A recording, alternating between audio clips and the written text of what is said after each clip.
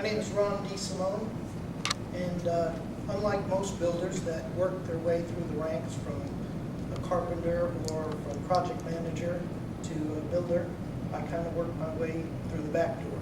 I came in through architectural school and through design.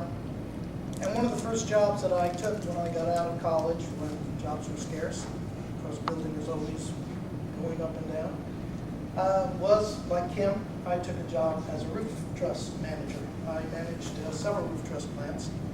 And one of the things that I noticed in talking with builders was that many builders don't understand structure.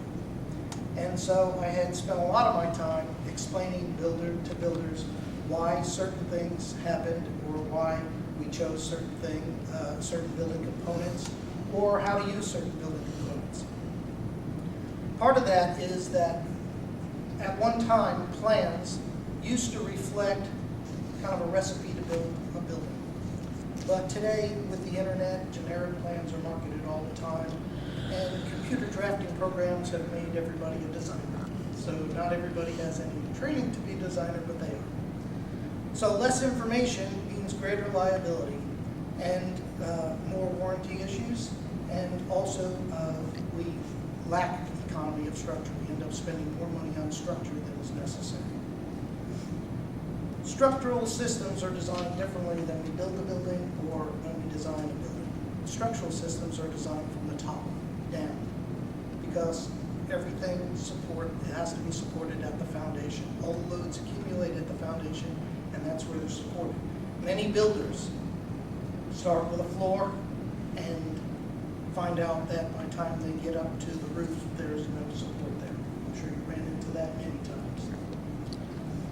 Structural loads are divided into two types of loads. Live loads, which are dynamic loads, and wind, furniture, people, anything that's not a fixed object, and dead loads. Dead loads are the weight of building materials and components. Each of those loads impose a load onto the structure through a tributary area.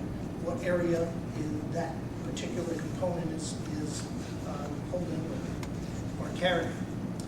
Uniform loads are spread over a supporting surface uniformly and completely over the surface.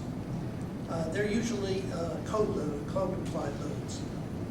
There'll be live load for the floor, or the walls, or snow loads. All those are uniform loads. Concentrated loads are loads that come from the structure.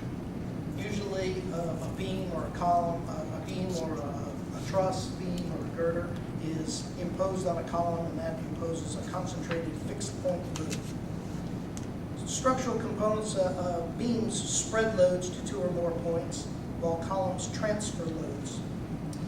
Also, sometimes the components are tied together with a membrane that makes a shear diaphragm, which will spread a load over an entire surface. One of the things I learned in structures class in college was that the best way to find out where loads are is to draw a component in failure. Draw it sagging. So in this case, in the beam, you can see that the area near the end of the beam wants to shear off, tear. The top of the beam will be pushed together. It's trying to compress, while the bottom of the beam is being pulled apart. Once you understand compression, tension, and shear, and where they are on the beam, you start to understand why different components are designed the way they are. For instance, where's the best place to put a hole in this structure? Probably in the middle, between the loads, between the two forces that are there. The worst area might be over here, where we have tearing in the shear. We need the whole structure to hold that shear.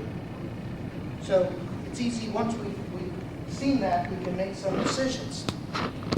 That's why, for instance, concrete steel reinforcement is at the bottom, that we're resisting that tension. So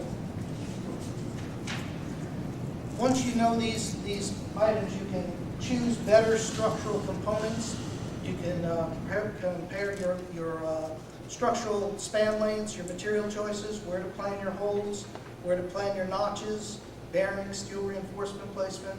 Understand your structure and you'll understand the whys. Components are shaped the way they are, why they're used the way they are, and make better decisions.